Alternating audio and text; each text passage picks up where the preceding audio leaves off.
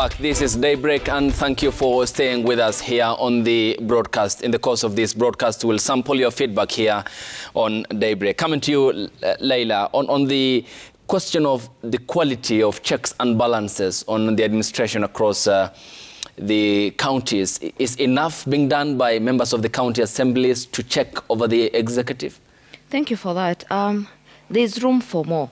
Previously, we've seen actually members of the county assembly pointing fingers at each other, saying that there are some who've been paid to support a particular bill. There are some who've been paid to not bring motions into the House, which will definitely be detrimental to certain leaders. There's room for more. And the members of the county assembly, I don't know, maybe there should be capacity building so that these people, they know the power that they hold, because they're the people who are closest to the common monanchi down there. They're the people who interact with the common monanchi at the grassroots level. So most MCAs, perhaps they don't know the power that they hold. They don't know the mandate that has been given unto them by the Kenyan people. So there's a lot that needs to be done for the members of the county assembly, for the people who are working in the county assembly, so that they understand that this aspect of checks and balance is what will actually help fight the war against corruption. Because if a leader, let's say these county chiefs, they know that these particular MCAs, this lot of MCAs, their work, they're going to call us to book. They will need to account for each and everything that we do in the counties. Then we will be fighting corruption. We as the young people, again, I think we should propose something like, for members of the county assembly, a half should be the youth, all genders, men and women, because the youth, we are vibrant, we are energetic, we are innovative, but we are not being given the room to actually harness our potential. We still remain the majority. However, it's the Kenyan youth who are wallowing in the pits of poverty. The counties is what is closest to the people again.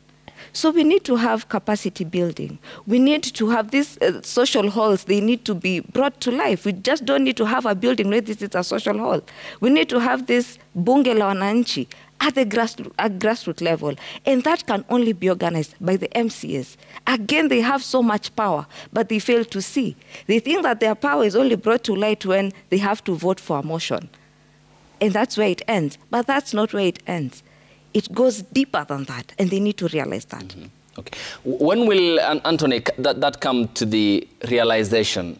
Because you look at the performance across the counties, and if then a county governor is, pointed out or adversely mentioned in the reports by the Auditor General, it then means there is a vacuum there of the county assembly members not playing their role as it ought to be. Given that we are seeing these problems, what is the prescription then? I think, Ayub, first is to appreciate that we've come from far, and I really appreciate Nathaniel for giving that historical account of where we are coming from, because that's a very important place to start, because that should actually then be able to help us answer that question. One is the fact that we are coming from a situation where so many Kenyans were marginalized. They didn't feel government close to them. In fact, in places like Turkana, the last time I was there was before devolution, and I was still very tiny. I'd just gone there for a mission. And I remember meeting some of the locals, and they told me, when you go to Kenya, say hi to them. That is how detached Kenyans were with their government. So devolution was actually voted in based on the understanding that Kenyans will begin to feel government closer to them. Ayub, that the 2010 Constitution had an approval rating of over 68%, meaning Kenyans really were eager for devolution, because their hope was that power will be devolved, there would be a component of resources devolved, and even services to an extent, and there would be a component of representation. That's why we expanded on the numbers of what was then municipal county councils. Now we have MCAs and an increased number. In this country, we have over 2,500 members of county assemblies. So essentially, we gave to ourselves almost two tiers of government, the national and the county. the intention was to ensure that as many of us as possible are able to literally have a say on the affairs of government. I think we have hits, but we also have misses. The misses are as a result of pure negligence by those in office. And I'm glad that people are bringing up the debate on MCS. Is it about time? And I think it's former Prime Minister who introduced that debate yesterday. That is it about time we look at the quality of MCS based on how we incentivize even those who come to that office. So that why would we have all of us flocking to be MPs? Okay. Whereas it's on record, as at I think the last audit, that counties have received ever since the advent of devolution, up to a tune of over 4 trillion worth of allocation. Do you know what 4 trillion Ayub can do to this economy, to the lives of the people living in the marginal? We are talking about youth today. If you look at the statistics, you have, from the 2019 census, we are a majority. We have over 35 million Kenyans being between the age of 18 and 35. A majority of these young people live in the rural setup. We have around maybe 32 million of that population living in the rural setup. How has devolution, entrenched them into the management of the affairs of that county? Why do we still have a lot of rural to urban migration as opposed to an increment in terms of more people going to actually put in their professional work in the rural? So I think for us to actually make sense of devolution, we must begin to, first of all, disabuse the existing notions that we removed centralization of government from the top. Now we've devolved it. We did not devolve a centralized system of government. We devolved system of government. I would want to see pretty much the devolution conference that we are having in a national setup happening at the county level. Because like what was happening yesterday and the other day as devolution conference, as a young person, the question I'm asking, is it a forum for reflection amongst governors, or is it a platform for them to account back to those of us who elected them? Which then means that a change in the format, because it's happening in the counties. Yes. It isn't an affair that's only confined in Nairobi County, because it's a revolving... But the conversation is so national. Okay. So the engagement is what you want a bit tweaked. It has to be adjusted to actually appear like the governors are actually giving account of our 4 trillion that they have received since the advent of devolution, so that we can begin to put sense to the stories they're doing. Because there's a lot of money. If you look at what the audits were saying, as at yesterday, that out of the allocation, you'd find like over 70 or close to 70% goes to recurrent expenditure. It's only 30% or thereabout, 30 to 35, that is going to development. Which means that we are paying so much for people's luxury and all those things at the expense of development. So if we have to pay for that luxury, let it be a luxury that allows you to account back to me as a taxpayer. And I think it connects to what the president is trying to say, that we as leaders, and he's leading from the top, that as the president of Kenya, I'll be accountable for your taxes. We want to hear the same coming out of governors, that as governor of your county, I'll be accountable for the on-source revenue I'm collecting from counties. Which ideally should be, the practice, because all these elective units representatives are accountable to the people of Kenya, whether the president or the ward representative at that lowest unit. But before I come to you, Anthony mentions the critical question of money that is pumped into the devolved units by the National Treasury or the Exchequer. But has there been an accountability for the same? Is there anything to show for the progress done by that money which has been pumped, and is there accountability to that effect? Ayub, there is a huge disconnect between the functionalities from the national government to the county government, all right? A lot of the money that has been budgeted for the county government, most of it ends being wasted, because we understand that there's a lot of bureaucracies within the system on how this money has to be used, And of course, we've talked about corruption and integrity issues at the grassroots level.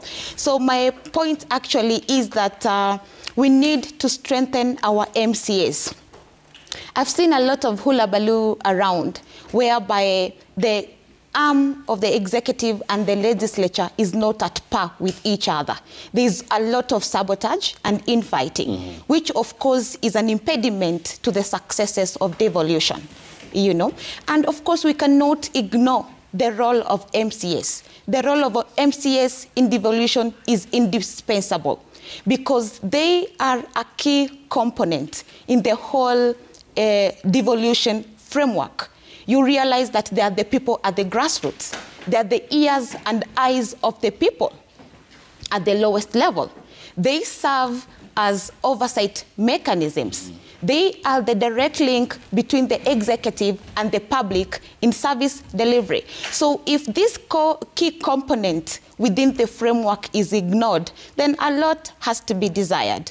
My point is that we have to find a mechanism that works for both the executive and the legislature without any compromise. We've seen there's a problem about sitting allowances. Okay. There's an issue about world development funds, and there's conversations around it. But of course, as usual, Kenyans, we are holding them with contempt. You know, most governors actually think that MCAs should not be speaking to them in regard to even funds, how they are utilized and how they are used. So my point is that for us to be properly accountable to the common mwananchi, we have to have straight dynamics that are able to explain where every function is supposed to be done, so that we can collaborate amongst the executive and the legislature so that we can have the fruits of devolution coming to us. I'll come to you, Patricia. Let's first of all sample the feedback of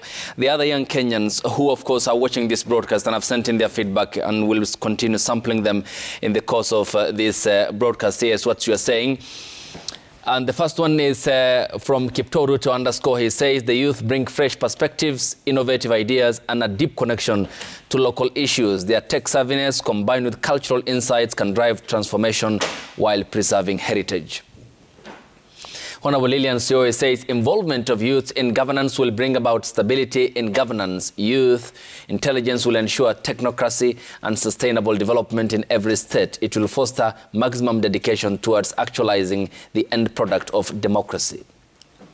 Bob Otieno Owino says corruption was devolved with devolution, as twin brothers and the youths have no role because they can't stand on their own but depend on political bigwigs. Look at Uasin Gishu's scam, the same youths who are being conned blindly.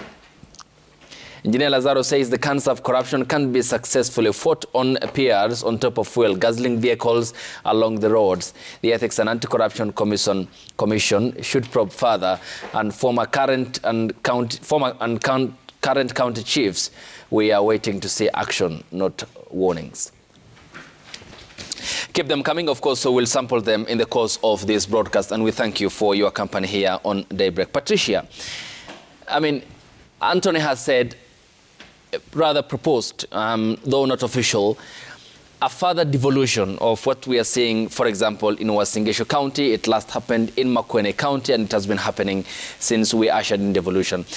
That it ought not to be a podium where we have leaders and technocrats who speak to the people through the mediums, for example, the media, and rather devolve that further. For example, that happening simultaneously across all the 47 counties, where the people are engaged in a baraza-like style, and they hold the leaders accountable on what they have done and where the progress has reached. Can that further address some of the problems that have come with devolution? Yes, I agree with him completely. It can.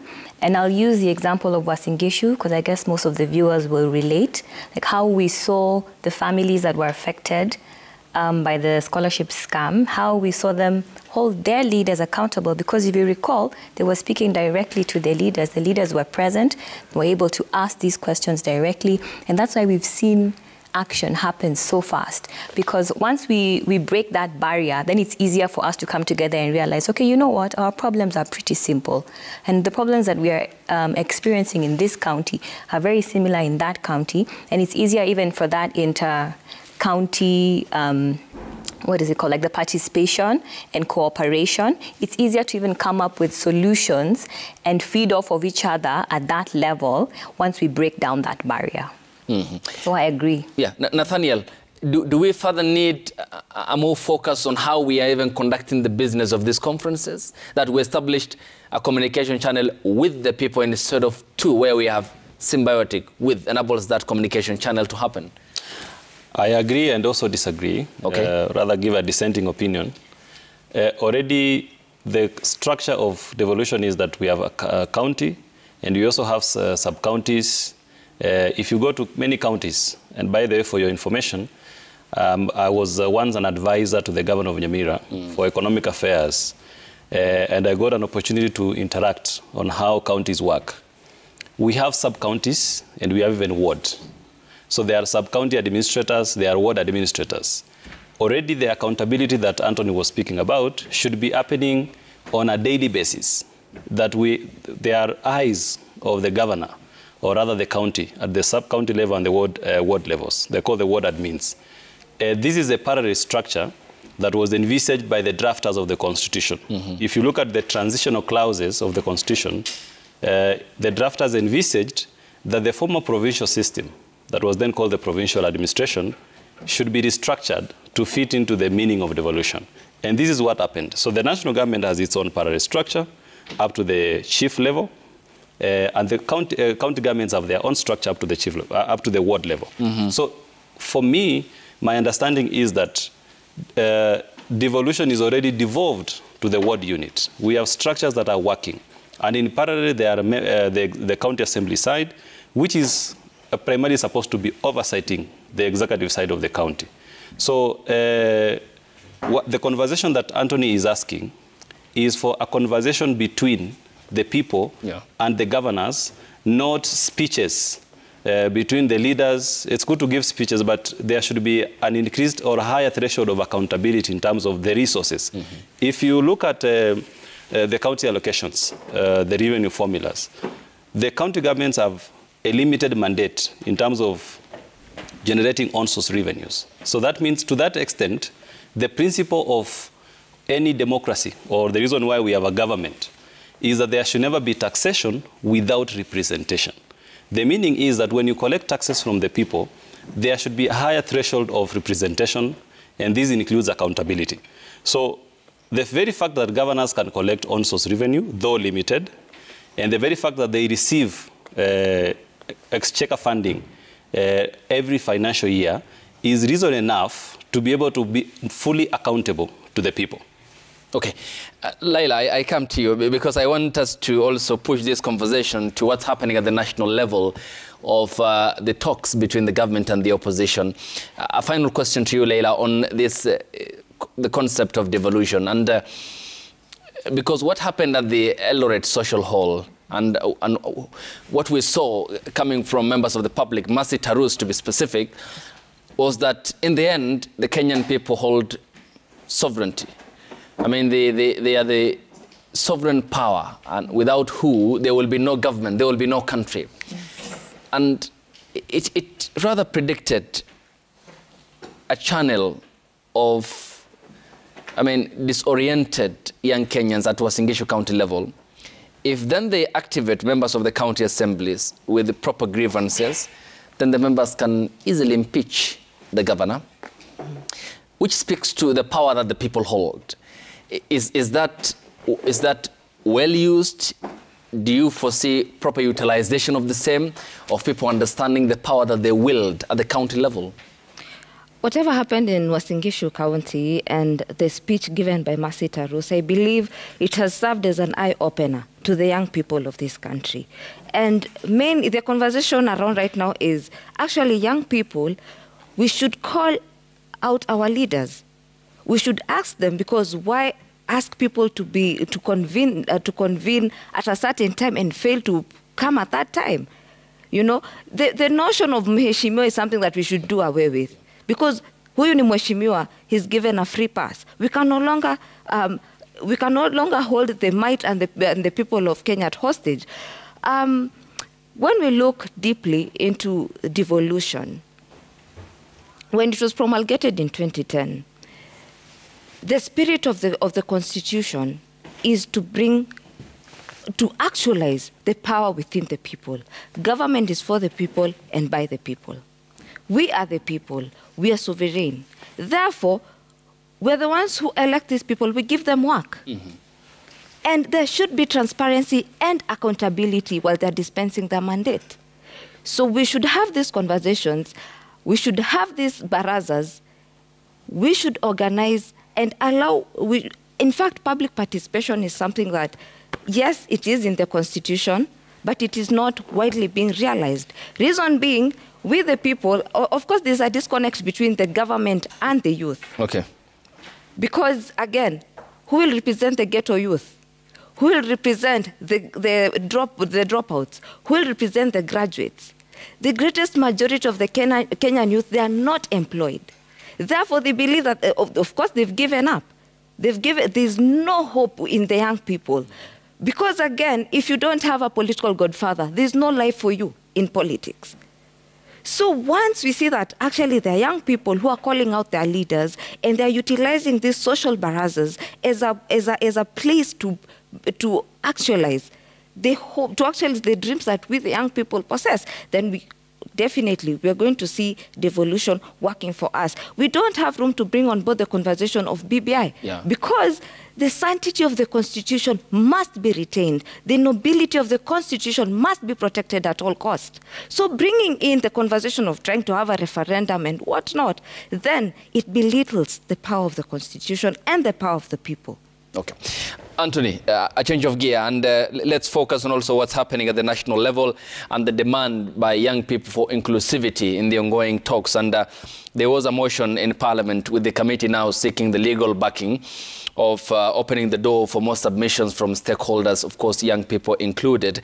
And just the Daily Nation on page number 4, drawing a parallel between the BBI process, which the courts have termed as unconstitutional, null and void. That's the Constitution of Kenya Amendment Bill 2020. Some 5 items that the National Dialogue Committee will focus on: the leader of official opposition leader office of the Prime Cabinet Secretary, 9 additional counties from 47 to 56, the War Development Fund, the 2/3 gender rule. The BBI had also the leader of official opposition, office of the Prime Minister, 70 additional constituencies from 290 to 360. War Development Fund, and the 2/3 gender rule. It seems it's a deja vu all together. But in this space of interests that are competing between different stakeholders, Anthony, where's the voice of the young Kenyan? I think, Ayub, you can actually trace the Kenyan youth by how they voted in the last election in terms of their interest on these political issues. Because I think the statistics from IBC do not actually give a very impressive feedback, because a lot of them, there was generally voter apathy amongst the young people. And I think several entities are trying to do an assessment to help put meaning to why many young people opted out of the voting process. And I honestly think it's because it's gotten to a point where most of them feel like even their participation in these elections is not yielding results for them. They walk in with expectations, but they end up being frustrated. Ayub, you also know that the recent protests, the face of those protests, beyond the politicians, were the young people. Okay. A lot of them were arrested, put up in cells. Their parents had to, look for money to get them out of cells because the politicians were not going for these young people. So I think what has befallen us as young people is our own undoing. We have refused to engage in politics meaningfully, in the sense that, first, we acquire enough information as to why we are participating in a process. And then number 2, ensure our engagement is not fragmented, but organized. Because we are only numbers in statistics. But when it comes to being organized towards a similar cause, we are not united. Where will that organization come from? What will be the driving factor? What will be the prompting factor? We are almost getting there. You will see, you've seen it in Uasin Gishu. More young people are becoming bold and speaking to power as it should be. And that just tells you that we are building towards that. But outside that, there is need for us to intensify our organization. I'll give you an example of a system that is working. Prior to 2004, we had a parliament that was largely occupied by older folks. And they used to dominate conversations. They would imagine solutions for youth and impose those solutions on them. Up until the likes of Njoki Ndung'u and the young turks of that time, they intentionally created what now I am privileged to be the CEO, the Kenya Young Parliamentarians Association, as their voice within Parliament. That allowed them to be organized in terms of their numbers and be able to push a common agenda that was youth. And successfully, they were able to pass legislations that today are informing key government policies. Fast forward to 2013, we revamped the same outfit. Just the other day, last week, literally almost the entire week in Parliament, they were discussing youth because it was the International Youth Week. We hosted young people in Parliament. Nathaniel was privileged to be the Speaker of the day, wore the entire regalia of the Speaker, and transacted on youth business within the precincts of Parliament. The resolutions of that business were then tabled both at the Senate and the National Assembly. And we want to follow up on those resolutions with either pieces of legislation or oversight measures. And I think that is the kind of meaningful engagement that youth must begin to look for. Because you see, we went to the street, we protested. When they were constituting a bipartisan team, are we there on that table? No. We are on their menu, being discussed potentially as these young people, we are going to sort them. Trust me, Ayub, if that position for leader of opposition is created, I have no idea of any young people within that space who would be given that position. If today they want to entrench, news structures, these structures are entrenched for the oligarchs who are using and abusing young people, putting their lives in danger. Many of them die. There is pretense about sympathy, but we are not seeing a matching concern, like these young people actually protested. I would want to see Ayub, for example, in the bipartisan talks, because I thought the Okangos seemed to have a better understanding of the protest more than some of the politicians who are hiding in their luxury vehicles. These other young people were on the streets, championing a cause. If you look at our engagement in politics today, the politics of protest, compared to those engagements of the 90s, I think those young people were a bit more meaningful in their engagement. They were very intentional. That's why a lot of them ended up in offices, in leadership positions. Our current generation, I feel there has been an intentional fragmentation so as to abuse us and to socialize us that we only belong to the population that they go to school, finish school, look for a tarmac as they wait to get a university job, and then once you get this job, you retire at 60. We do not belong to the new thinking that allows us to imagine ourselves as solution creators, either as,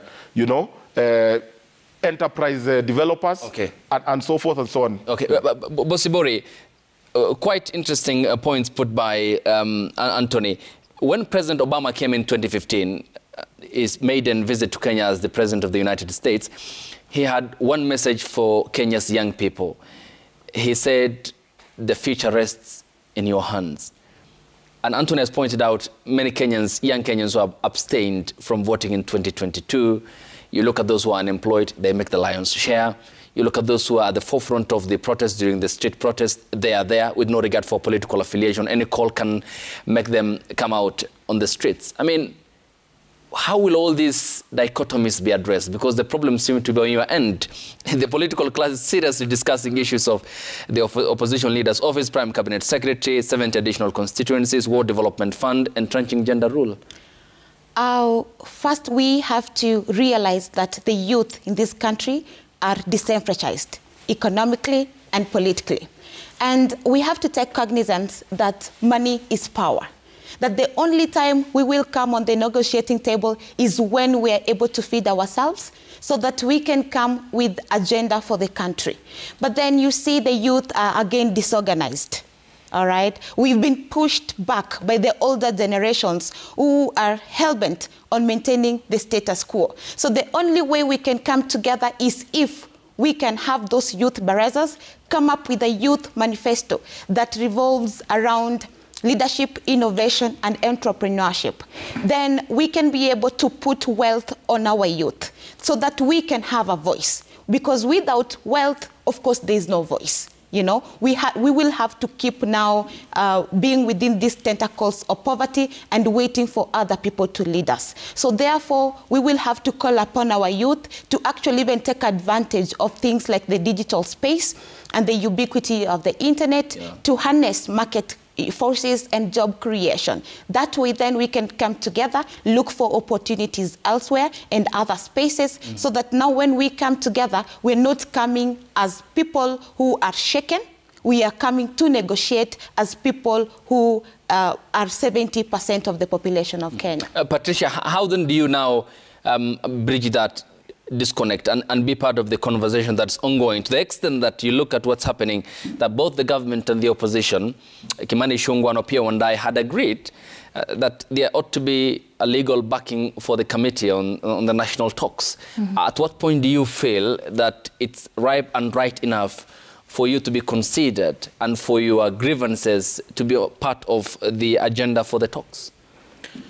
I think, sorry, Ayu, but first of all, I just wanted to add something to what she was saying, because it's a very important issue that we're probably going to get to it. I hope I'm not preempting you, about the wealth creation and the hope that we've been talking about, and the job, because you remember job creation was a big factor that came up during the conference, and the president was specific enough to talk about the sectors, and even specific enough to talk about the 520 billion in that sector, the potential in that sector to create jobs and the wealth, the money that's being spent on like imports into the country for products that we can manufacture here and produce locally. And so that's a very important point that came out very strongly during the conference about there's a lot of hope, a lot of potential, because we're talking about the the hopelessness that young people are feeling about not having access to the wealth she's talking about, not having access to the means.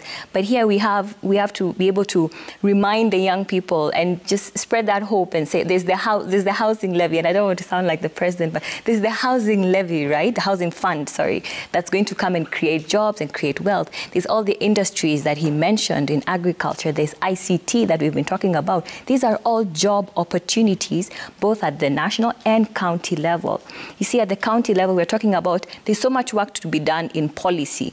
There's so much policy when you talk about intergovernmental relations, and we're talking about innovation hubs. That's a very important factor that has been mentioned. It's going to be heavily funded. So when you talk about that, the policies that need to be effectuated, those are jobs for young people, because intellectual property is national government. But how do we bring that down to the county level? Because we can't talk about ICT and innovation and not talk about intellectual property. And so these are areas where young people, we need to begin to look at and see a lot of hope and begin to look at and see potential to make money. Agriculture, there's so many young people today who have a side hustle, whether you're a lawyer, whether you're in the media. Most people have a side hustle. You're growing something. You have a small shamba you're renting. You want to, and so there's all this effort that's being made to give the young people hope. So there's all these seeds that are being imported. For example, like I think they said it's these sunflower seeds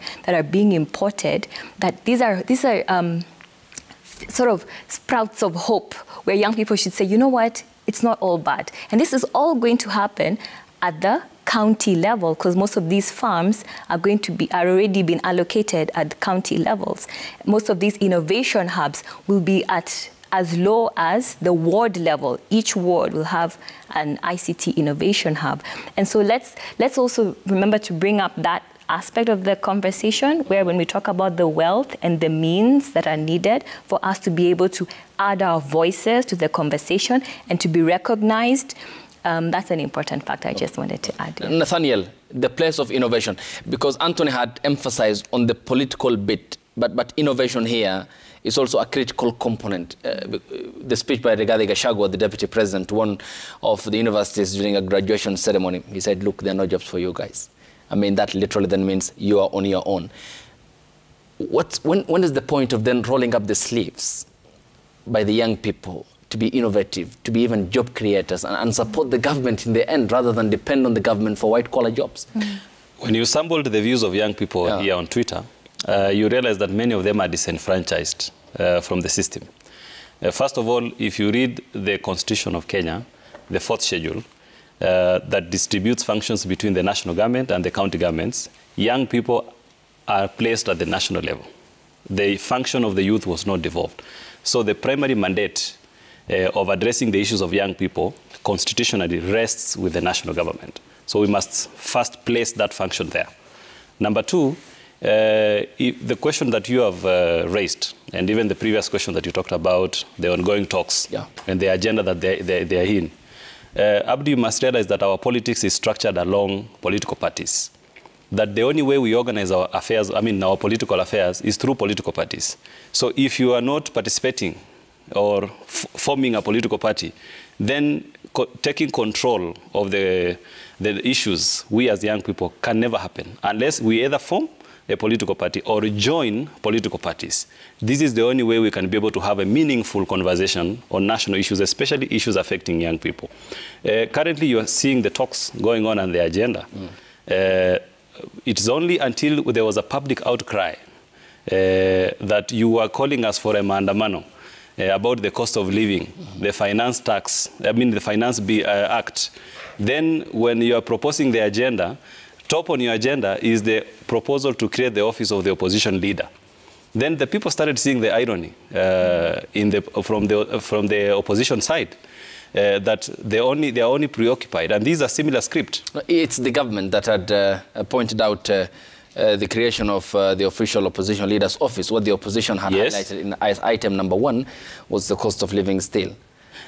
Abdi, we follow politics keenly. If from Mombasa, where there were some informal conversations from the Obasanjo talks, and we know what was discussed. The president himself, in a memo to Parliament, suggested that there should be the creation of the leader of opposition to address the accountability gap that is there.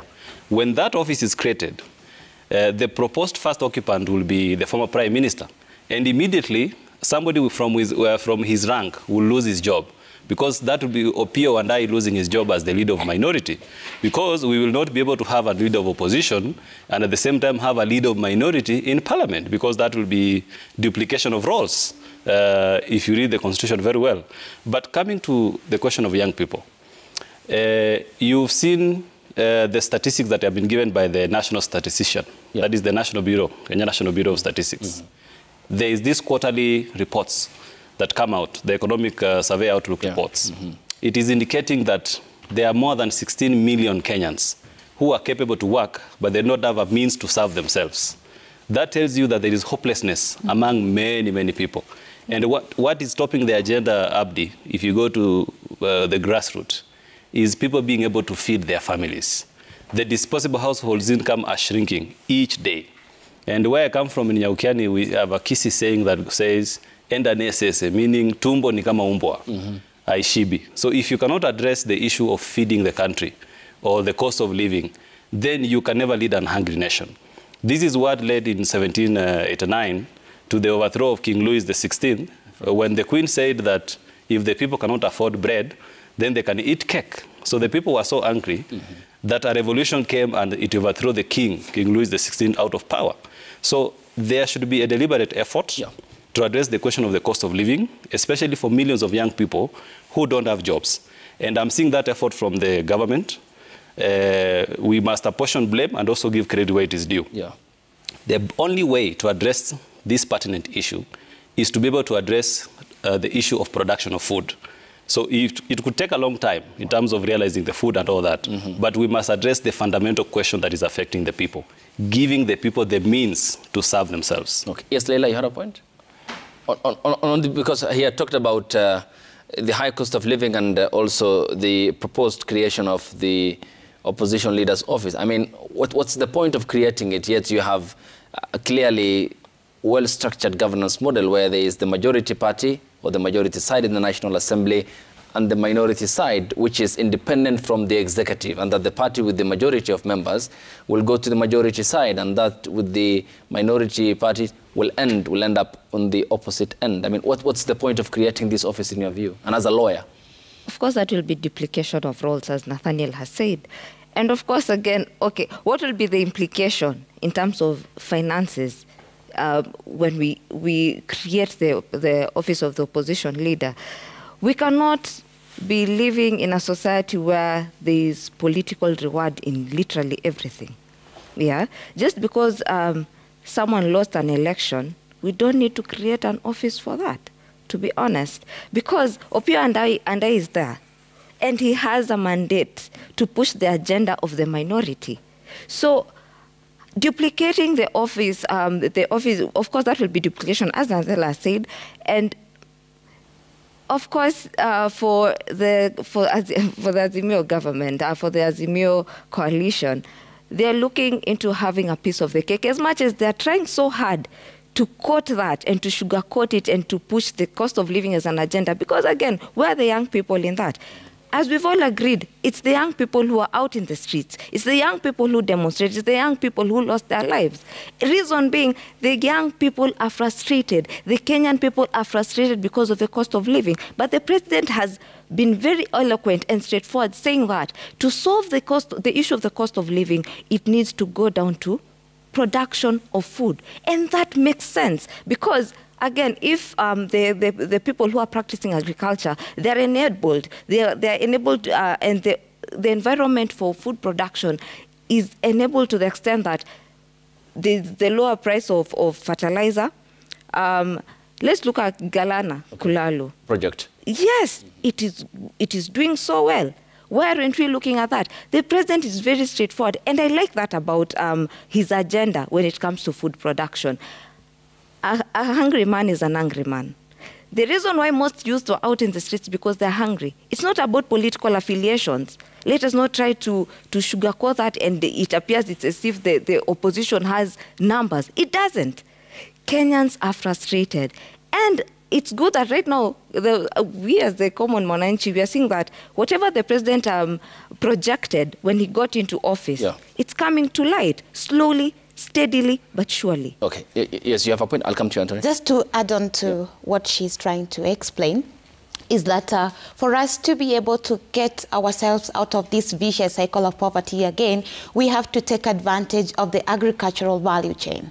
You know, everybody's talking about food security and how we have to support our farmers. But nobody is talking about the mechanisms around food production.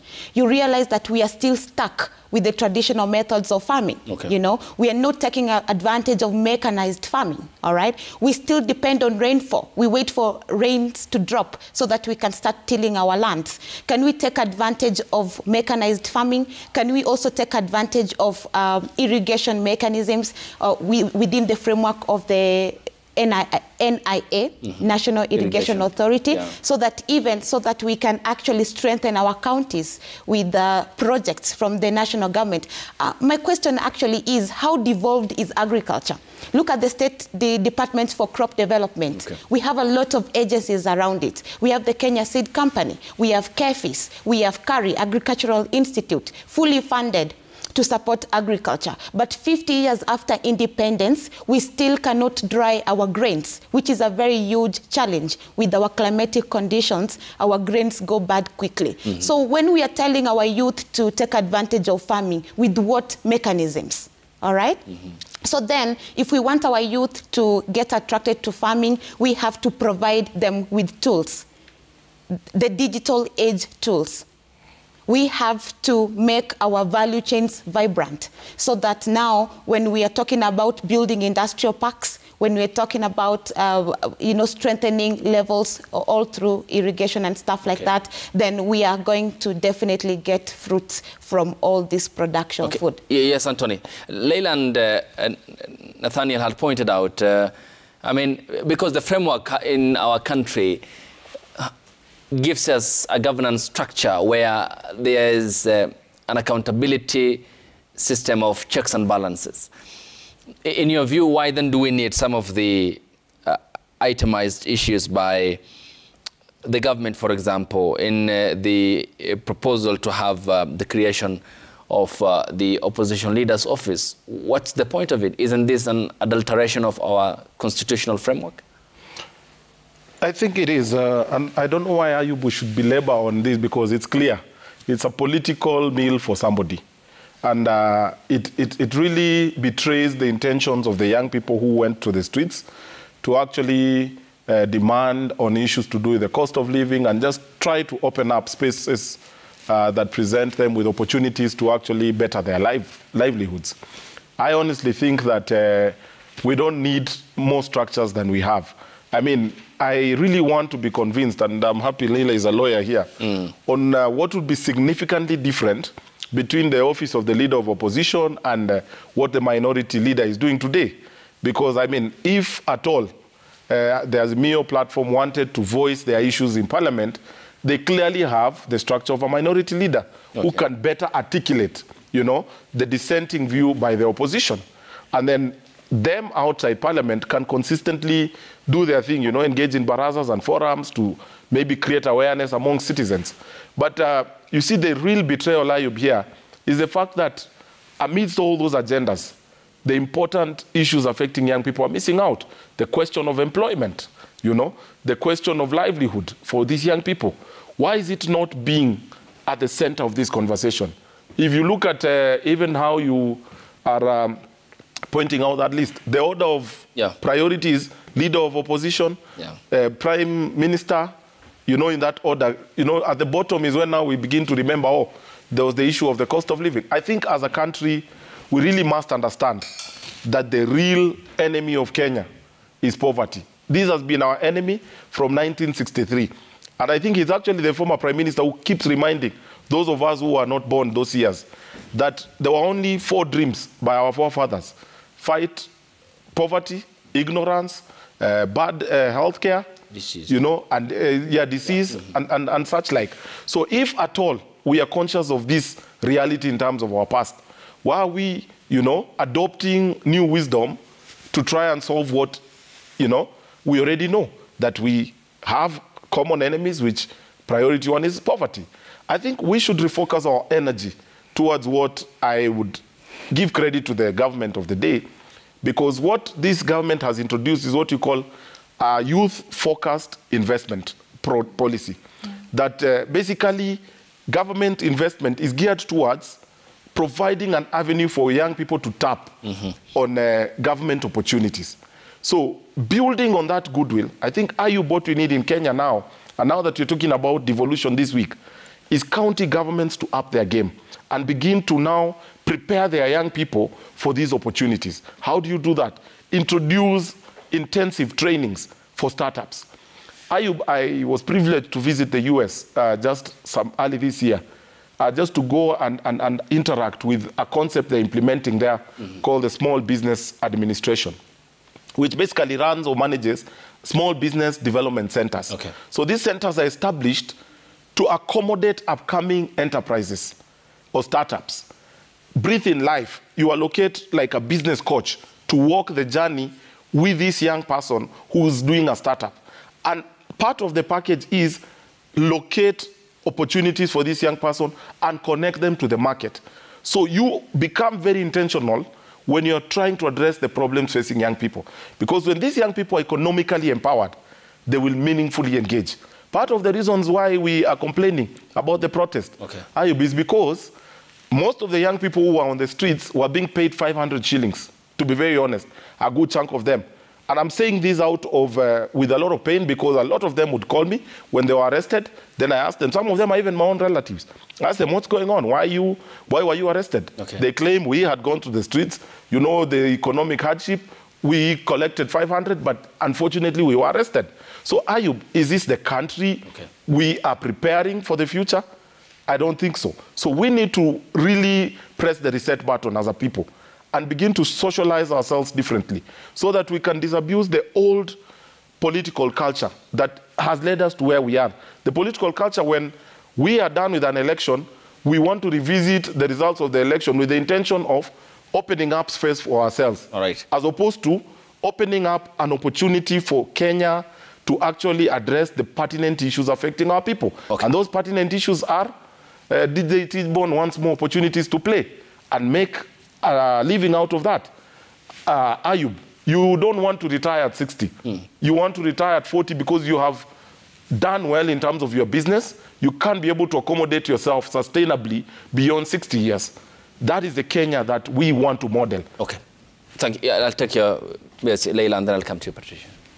I'm speaking this on behalf of very many young people, because as a young person, I feel rather shortchanged. And I speak this especially for people born between 1990 and, say, 2000. When we went to school, we were told education is the key to success. We went to school, we got educated. Now we are here, we are being told, let's wait for affordable housing, then we'll give you jobs. I've been in school for the better part of my life.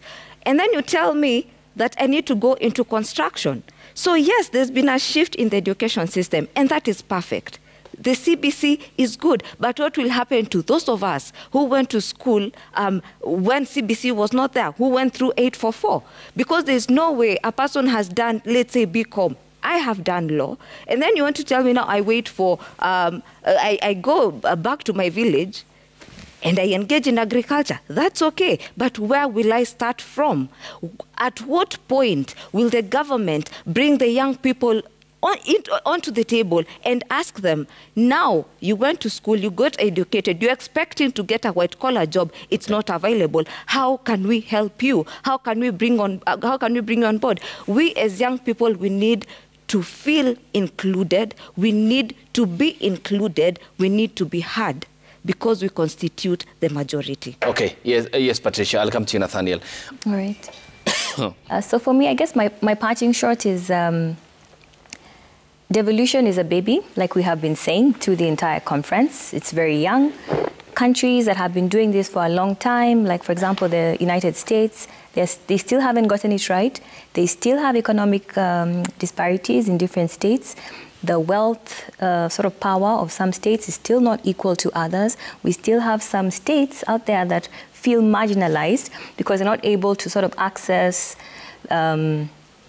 money, cash flow, as others are. So for example, areas like health and education are still affected. So what I would say is, let's take a day at a time. Let's allow devolution to grow. Let's embrace innovation. Let's embrace ideas, public participation. We don't always have to go the way of some of the nations have gone, these more advanced nations.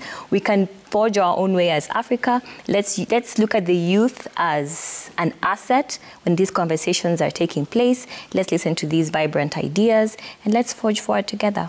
Okay, yes, Nathaniel, final comments. No, my final comments will be in form of a suggestion. Yeah. That the country needs to make deliberate investments on the present and the future generations. We need to borrow models that are happening elsewhere. Earlier on in the show, we talked about the Singapore model. Correct. And the success story. I think we need to borrow what is happening in some of the Nordic countries, like Norway. They have a very rich Norwegian sovereign wealth fund. We need to borrow such ideas and invest in a Kenya Sovereign Wealth Fund, where we are investing in the present and the future generation. And also stop scaring away investors. Yesterday, we saw the former Prime Minister talking about the current ambassador of US here in Nairobi. Yeah. This ambassador is trying to attract businesses and investment opportunities and expanding trade between Kenya and the US and their partners. But the former Prime Minister wants to scare away an ambassador who wants to do that. So I strongly disagree with that kind of call and call for continuous engagement between the government and the people. Okay. Yes, and later, final comment, and then Anthony, and then I'll come to you. Sorry? She has handed over the opportunity. I'm happy that she grabbed the first one very nicely. and thank you, Ayub. I think what is clear is that, Ayub, all of us have one thing in common. It's clear that we mean well for Kenya. This is our country, and we don't just belong to this country. I strongly believe that as young people, we have a responsibility to, push towards a more progressive country that is vibrant and, providing opportunities that are sustainable, that can be able to guarantee Kenyans a future. And I honestly have a lot of faith in the Kenyan young people. I think we are the most proactive within the African setup, if you were to ask me. Because if you're talking about innovation, you see it in many of us. M-Pesa, that has revolutionized the entire world, is a brainchild of a Kenyan young person, if given an opportunity. We have demonstrated that we are equal to the task, in as much as the political class has been neglecting young people. The young people have consistently disapproved that neglect, and they have proven themselves that if presented with an opportunity, we are capable of winning trophies for this country. We are capable of, winning awards in the music setup. It's just that government needs to just appreciate that Kenyan young people are determined, they are capable. And my suggestion to Leila, the fact that you've done law, it doesn't mean that your opportunities are just here at the national level or in Nairobi. It means when the opportunities are devolved, including even in the housing sector, the moment people do those things, it means there's an avenue opened for a lawyer. There's an avenue opened for a doctor, because when I have money, I can be able to afford quality healthcare. So what we have, Ayub, is we must also, as we critique, as we argument, let's also acknowledge that there's a space for hope. Okay. We must not just operate from a point of hopelessness. Thank you. And we must love our country even more. Thank you. Yes, Bosibori, final comment. Thank you. My parting shot is that I'm talking directly to the Ministry of Youth Affairs, Sport and Art. My point is that can we create synergies from the national to the county level so that we are not just footnotes in this beautiful book called Kenya.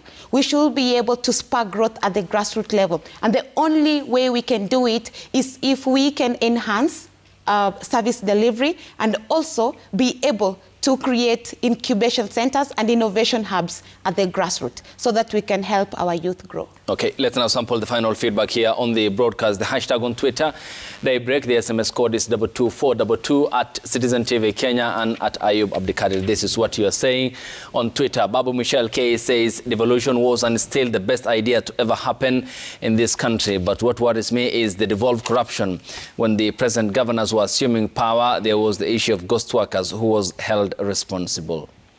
As Sawe says, youth are often sidelined. Engaging youth in leadership can bring fresh perspectives, innovative ideas, and a brighter future. It's time to invest in their growth and give them the meaningful opportunities. Peter Gesura 89 says, we have the national government appointing youth to parliament. Equally, the county government should ensure that the youth are given a chance in decision-making. Mugeri ADK says devolution conferences should be held in best performing counties as a way of collective benchmarking. Makueni has done well in all fronts. The current form is PDMs oriented. Well, Makueni hosted the 2021 devolution conference, which was themed multi-level governance for climate action, held at the Makueni Boys High School in Wote in the county of Makueni. Your time is all appreciated, ladies and gentlemen. Anthony Buluma is the Chief Executive Officer of the Kenya Young Parliamentarians Association. Thank you. Thank you for having me. Leila Duale is an advocate of the High Court. Your time is appreciated. Nathaniel Mongare, Director, ICT and Programs at the ANC Party. Thanks for your time. Nora Bosibori, Policy Analyst. Your time is appreciated. And Patricia Njirwa, Public Policy Analyst. Your time is equally appreciated. Thanks to you too for watching the broadcast and waking up with us. As always, we appreciate your company. It was worthy, and we'll see you by the grace of God next week here on the broadcast. Good morning. Thanks for watching.